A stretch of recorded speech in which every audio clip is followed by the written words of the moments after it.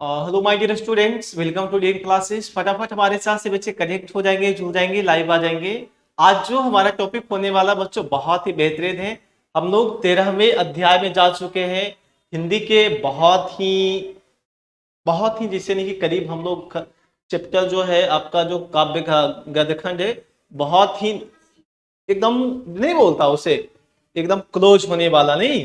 तो चलिए हमारे साथ आगाज कीजिए आज के क्लास का। और आज का जो हमारा क्लास है बहुत ही बेहतरीन होगा, बहुत ही मजेदार होगा बच्चों, ठीक है ना। तो चलिए सभी बच्चे एक बार क्लास को शेयर कर देंगे। सबसे पहले हमारा देखिएगा क्या है बच्चों, अध्याय आपका 13वां है, आपका जो है तिरिच, ठीक है ना। तिरिच जो है इसके बारे में आज हम लोग पूरा डिटेल से जानेंगे, समझेंगे क्या है नहीं है, ठीक है ना। उसके बाद देखिए अगर आपसे पूछेगा कि तिरिच के लेखक कौन है, तो भाई कौन है? उदय प्रकाश नारायण है, ठीक है ना। कौन है बाबू? तो उदय प्रकाश नारायण है। बिल्कुल एक एक शब्द में एक बार में एकदम सटीक जवाब देना है, सटीक निशाना लगाना। ओके चलिए तो से बच्चे बताएंगे। क्लियर है यहाँ तक, ठीक है ना। आज जो हमारा है लेक्चर 1 फर्स्ट लेक्चर होगा, ठीक है ना। कम से कम 2 से 3 लेक्चर में वीडियो हो जाएगा। तो बाबू बहुत बढ़िया देखिएगा, इनका जो जन्म होता है, ठीक है ना, उदय प्रकाश का जो जन्म होता है बच्चों ध्यान से देखिएगा। इनका जन्म 1 जनवरी 1952 को होता है, ठीक है ना। कब होता है बच्चों? 1 जनवरी 1952 को इनका जन्म होता है। और भाई इनका जो जन्म स्थान है, ठीक है ना, जन्म स्थान जो है सीतापुर अनूपपुर मध्य प्रदेश में पड़ता है, ठीक है ना। कहाँ पड़ता है? सीतापुर अनूपपुर मध्य प्रदेश में पड़ता है बाबू, ठीक है ना। हाँ ध्यान से देखिएगा और समझिएगा। ओके हाँ, सब लोग नोट करते जाइए, ठीक है ना। कॉपी कलम लीजिए, नोट करते जाइए। अब जो इनकी शिक्षा है, ठीक है ना, इनकी जो शिक्षा है इन्होंने बीएससी पहले किया, ठीक है ना। उसके बाद बाबू एमए किया, जो कि हिंदी से किया, ठीक है ना। कौन से किए? तो हिंदी से किए। ध्यान दे कौन से विश्वविद्यालय से? तो सागर विश्वविद्यालय सागर, जो कि हमारा मध्य प्रदेश में पड़ता बच्चों, ठीक है ना। कहां पड़ता बाबू? एमपी, जो कि कहां पड़ता भाई? मध्य प्रदेश में पड़ता है, ठीक है। हाँ क्लियर है। चलिए आई होप से बच्चे का क्लियर होगा, बहुत अच्छे ढंग से क्लियर होगा, ठीक है ना। चलिए आगे देखिएगा। अब हम लोग इनके बारे में तो थोड़ा सा जान समझ लिए, अब थोड़ा सा जानेंगे, ठीक है ना। अब तिरिच क्या है नहीं है, ठीक है ना। चलिए बहुत बढ़िया। सबसे पहले हमारा है किस घटना का संबंध पिताजी से है, ठीक है ना। ये जो घटना का जो संबंध है किससे भाई? तो एक पिताजी से है, ठीक है ना। ये जो घटना है किससे है? एक पिताजी के ऊपर निर्भर है। ओके हाँ। मेरे सपने से हैं, मेरे सपने से हैं और शहर से भी हैं, ठीक है ना। मेरे सपने से भी हैं और शहर से भी हैं। शहर के प्रति जो एक जन्मात, ठीक है ना, शहर के प्रति जो एक जन्मात भय होता है उससे भी है, ठीक है ना। अब देखेंगे पिताजी तब 55 साल के हुए थे। पिताजी तब कितने साल के हुए थे बच्चों? भाई 55 वर्ष के हुए थे, ठीक है ना। कितने वर्ष बाबू? तो 55 वर्ष के वे हुए थे। बिल्कुल ध्यान में रखिएगा और समझिएगा बच्चों, ठीक है ना। हाँ 55 वर्ष के हुए थे। दुबला पतला शरीर था, ठीक है ना। कैसा शरीर था भाई? दुबला पतला शरीर था। बाल बिल्कुल मक्के के भुए जैसे सफेद हो गए थे, ठीक है ना। बाल जो है मक्के के ऊपर जो छिलका होता ना, वैसा क्या हो गया था? सफेद हो चुका था। सिर पर जैसे रुई रखी हो, ठीक है ना। सिर पर जैसे मान लीजिए कि रुइये रखल है, ये है। वे सोचते ज्यादा थे, बोलते बहुत कम थे, ठीक है ना। वे जो थे सोचते बहुत ज्यादा थे और बोलते बहुत कम थे। जब बोलते तो हमें राहत मिलती, ठीक है ना। जब भी कुछ बोलते तो हमें राहत मिलती। जैसे देर से रुकी हुई सांस, जैसे बच्चों देर से रुकी हुई सांस निकल रही हो। साथ साथ हमें डर भी लगता है। क्या लगता है बच्चों? साथ साथ हमें डर भी लगता है कि हम बच्चों के लिए हम बच्चों के लिए वे एक बहुत बड़ा रहस्य थे, ठीक है ना। क्या थे? हम बच्चों के लिए एक बहुत ही बड़ा रहस्य बन चुके थे। हमें पता था कि संसार की सारी भाषाएं, हमें पता था कि संसार का जो सारा भाषा है वो वे भाषाएं बोल सकते हैं। दुनिया उनको जानती है। दुनिया क्या करती है भाई? उन्हें जानती है और हमारी तरह ही उनसे डरती हुई उनका सम्मान करती है, ठीक है ना। हमसे डरकर क्या करती दुनिया? उन्हें सम्मान करती है। हमें उनकी संतान होने का गर्व था, हमें जो है उनके संतान होने का, माय डियर स्टूडेंट्स, गर्व था। कभी कभी जो है वैसे ऐसे सालों में एक आध बार ही होता, वे शाम को हमें अपने साथ टहलने कहीं बाहर ले जाते थे, ठीक है ना। हमें जो है शाम को पिताजी बाहर टहलने के लिए कहीं कहां ले जाते थे, बाहर ले जाते थे टहलने के लिए। चलने से पहले वे मुंह में तंबाकू भर लेते थे, चलने से पहले भाई 80 चुटकी 90 ताल रगड़ के मुंह में खैनी डालनी, तंबाकू खा लेते थे। तंबाकू के कारण वे कुछ नहीं बोल पाते थे, ठीक है ना, तंबाकू खाने के बाद वे कुछ नहीं बोल पाते थे, वे चुप रहते थे। यह चुप्पी हमें बहुत गंभीर, गौरवशाली, आश्चर्यजनक और भारी भरकम लगती थी, ठीक है ना। ये जो चुप्पी है हमें बहुत ही ज्यादा भारी भरकम लगता था और चुप्पी लगता था, ठीक है ना। छोटी बहन कभी उनसे रास्ते में कुछ पूछना चाहती तो फौरन मैं उनका जवाब देने का कोशिश करता, जिससे पिताजी को बोलना ना पड़े, ठीक है ना। जब छोटी बहन जो थी, अगर कोई पिताजी से अगर सवाल पूछती थी तो वो सवाल कौन बता देता था, भाई बता देता था, ताकि पिताजी को बोलना ना पड़े। वैसे तो हाँ, वैसे यह काम काफी मुश्किल और जोखिम भरा होता है, ठीक है ना। वैसे जो है ये जो काम है पूरा क्या होता है, जोखिम भरा काम होता है बच्चों, ठीक है ना। क्योंकि मैं जानता था कि अगर मेरा जवाब गलत हुआ तो, ठीक है ना, अगर मेरा जवाब गलत हुआ तो पिताजी पिताजी जो है पिताजी को बोलना पड़ जाएगा, बोलने में उनकी परेशानी होती है। एक तो तंबाकू का पीक निकालनी पड़ती थी, फिर जिस दुनिया में वे रहते थे वहां से निकलकर यहाँ तक आने में उन्हें एक कठिन दूरी तय करनी पड़ती थी। वैसे बहन के सवालों में कोई खास बात नहीं होती थी, जैसे वह यही पूछ रही थी कि सामने छिवले की सूखी टहनी पर बैठी उस चिड़िया को क्या कहते हैं, ठीक है ना। सिंपल सा सवाल था कि सामने जो टहनी पर जो चिड़िया बैठी हुई है उसे हम लोग क्या कहते हैं, ठीक है ना। जैसे वह यही पूछ लेती कि सामने, मैं चूंकि सारी चिड़ियों को जानता था, इसलिए बता सकता था कि वह नीलकंठ है और दशहरे के दिन में उसे जरूर देखना चाहिए। मेरी कोशिश रहती थी कि पिताजी को आराम रहे और वे सोचते रहे, ठीक है ना। हमें कोशिश था कि हम पिताजी को ज्यादा से ज्यादा आराम दें और वही सोच, अपने जो सोच में डूबे रहते हैं वो डूबे ही रहे, नहीं। मेरी मेरी और माँ की दोनों की पूरी कोशिश रहती कि पिताजी अपनी दुनिया में सुख चैन से रहें। वह दुनिया हमारे लिए बहुत रहस्यपूर्ण थी, लेकिन हमारे घर की और हमारे जीवन की बहुत सी समस्याओं का अंत पिताजी वही रहते हुए करते थे। जैसे वह मेरी फीस की बात आई, उस समय हमारे पास का आखिरी गिलास भी गुम गया था, ठीक है ना। जो हमारे पास गिलास था वो भी हेरा चुका था। सब लोग लोटे में पानी पीते थे, ठीक है ना, सब लोग क्या पीते थे भाई, लोटे में पानी पीते थे। पिताजी 2 दिन तक बिल्कुल चुप रहते थे, ठीक है ना। पिताजी जो हैं 2 दिन तक बिल्कुल चुप रहे। माँ को भी शक हुआ कि पिताजी फीस की बात बिल्कुल भूल गए हैं, या फिर इसका हल उनके बस की बात नहीं है। लेकिन तीसरे दिन सुबह सुबह पिताजी ने मुझे एक पत्र लिफाफे में रखकर दिया और शहर के डॉक्टर पंत के पास भेजा।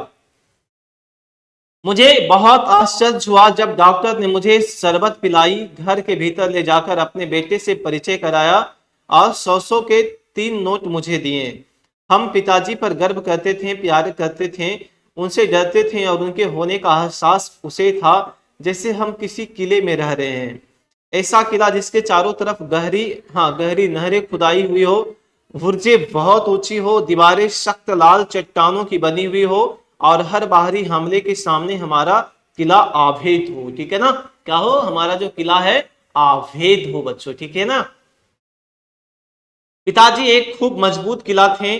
उनके परकोटे पर भी उनके परकोटे पर हम सब कुछ भूलकर खेलते थे, दौड़ते थे और रात में खूब गहरी नींद मुझे आती थी। लेकिन उस दिन शाम को जब पिताजी बाहर से टहलकर आए तो उनके टखने में पट्टी बंधी हुई थी। थोड़ी देर में गांव के कई लोग वहां आ गए। पता चला कि पिताजी को जंगल में तिरिछ बिस्खापर जहरीला लिजार्ड ने काट लिया है। चलिए देखिएगा, हम सब जानते थे कि तिरिछ के काटने पर आदमी बच ही नहीं सकता। रात में लालटेन की धुंधली मटेली रोशनी में गांव के बहुत से लोग आंगन में जमा हो गए थे। पिताजी उनके बीच थे, जमीन पर बैठे हुए थे। फिर पास के गांव का चटुआ नाई भी आया, वह अरंड के पत्ते और कंडे की राख से हाँ जहर जो है उतारता था। तिरिछ, एक बार मैंने देखा था तालाब के किनारे जो बड़ी बड़ी चट्टानों के ढेर थे और जो दोपहर में खूब गर्म हो जाते थे, उसमें किसी चट्टान की दरार से निकलकर वह पानी पीने तालाब की ओर जा रहा था। मेरे साथ थानू था, नहीं, मेरे साथ कौन था, नानू था। उसे बतलाया कि वह तिरिछ है, काले नाग से 100 गुना ज्यादा उसमें जहर होती है, ठीक है ना। जो काले नाग होते हैं उससे भी 100 गुना ज्यादा जहर किसमें होती है, भाई तिरिछ में होती है।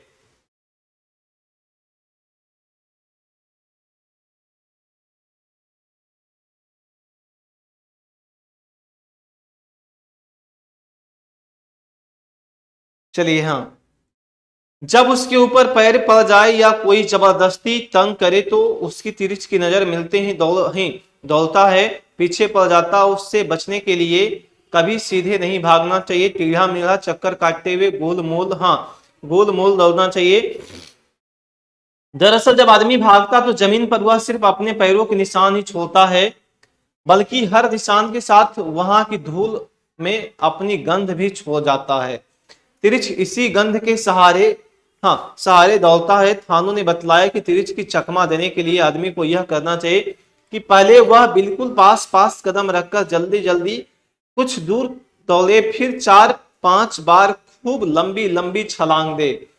तिरिछ सूंघता हुआ दौड़ता आएगा, जहां आसपास पैर के निशान होंगे वहां उसकी रफ्तार खूब तेज हो जाएगी, और जहां से आदमी ने छलांग मारी हो वहां आकर वह उलझन में पड़ जाएगा और वह इधर उधर तब तक भटकता रहेगा जब तक उसे अगले पैर का निशान ना मिल जाए।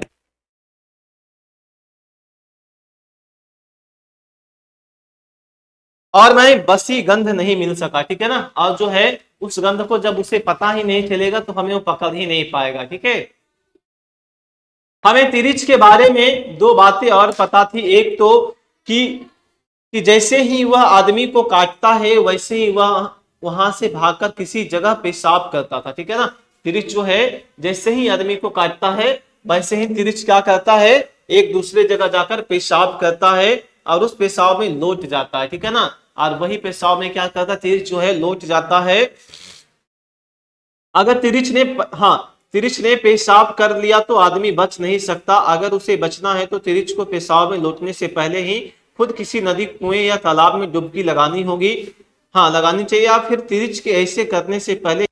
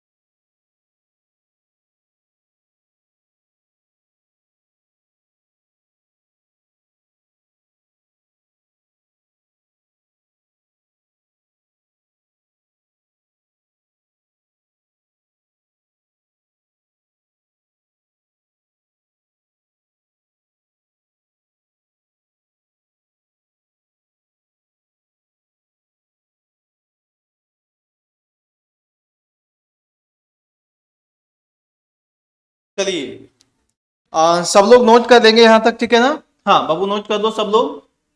चलिए फटाफट नोट कर लेंगे यहां तक, उसके बाद हम लोग आगे बढ़ेंगे, ठीक है ना?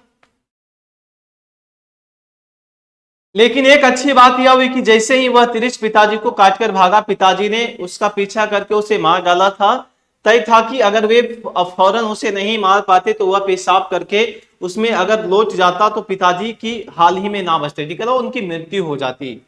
यही वजह था कि पिताजी को लेकर मुझे इतनी चिंता नहीं रह गई थी, बल्कि एक तरह की राहत और मुक्ति की खुशी में मेरे भीतर धीरे धीरे पैदा हो रही थी। कारण था कि एक तो यही कि पिताजी ने तिरिच को तुरंत मार डाला था, और दूसरा था कि मेरा सबसे खतरनाक पुराना परिचित शत्रु आखिरकार मर चुका था, उसका वध हो गया था। हाँ वध क्या, तो वही जी आपका जो तिरिच है, ठीक है ना?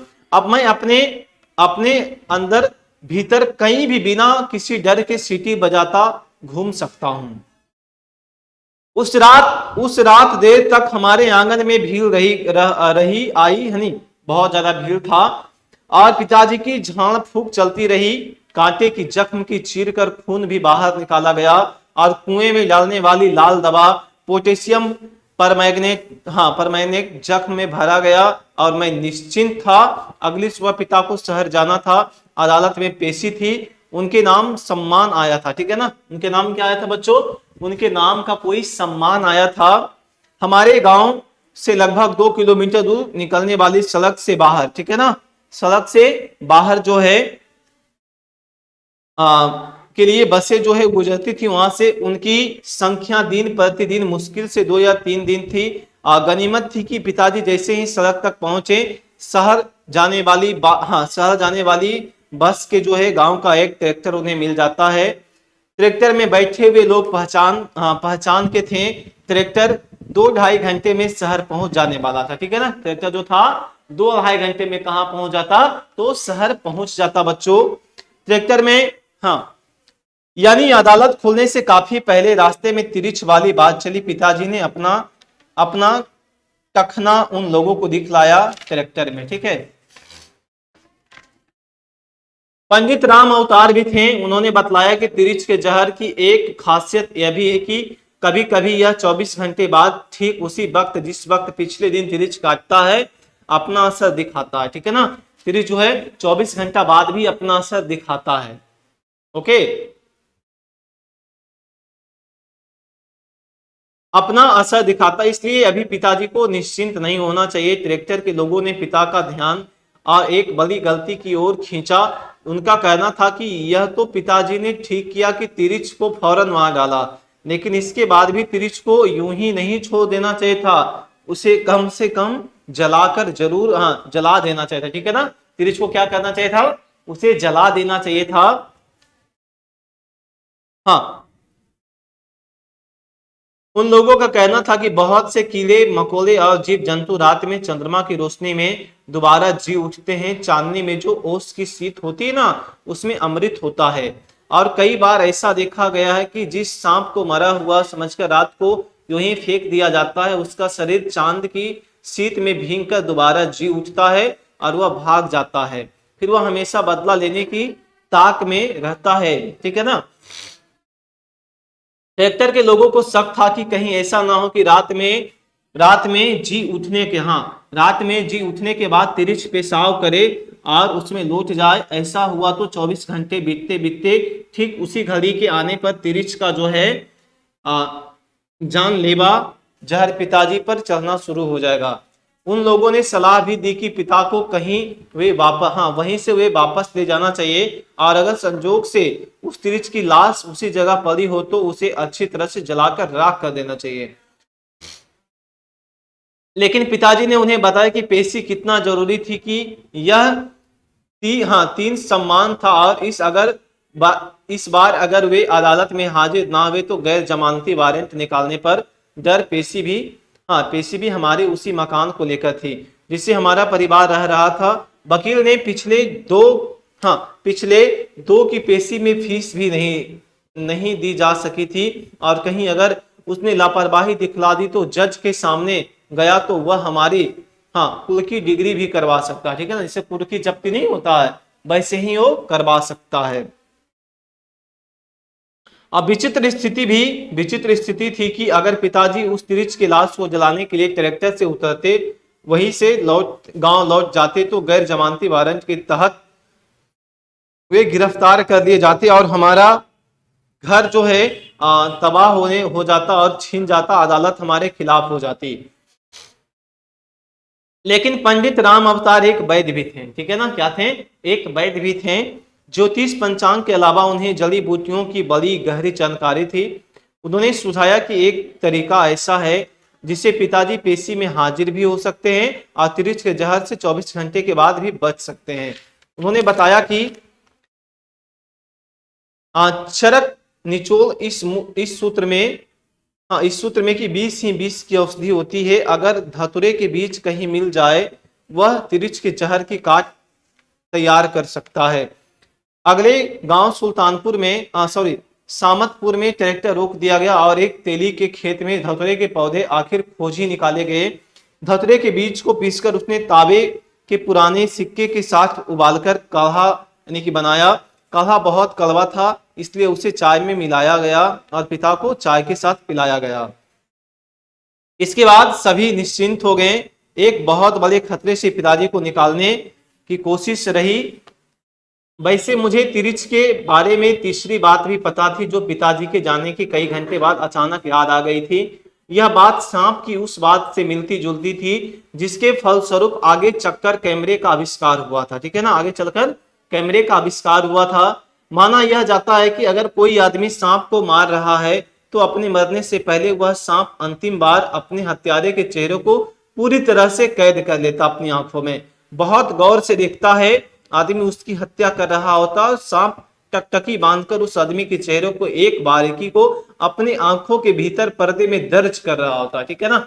आप उसे मार रहे हैं लेकिन आपको जो है फोटो यानी कि खींच रहा है, ठीक है ना, अपने आंखों में वो बैठा रहा आपका चेहरा।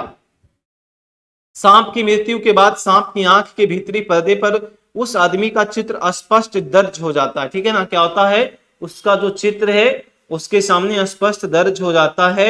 बाद में आदमी के जाने के बाद उस सांप का दूसरा जोड़ा आकर उसके मरे हुए सांप की आंख के भीतर झांकता है और इस तरह वह हत्यारा पहचान लिया जाता है। सारे सांप उसे पहचानने लगते हैं।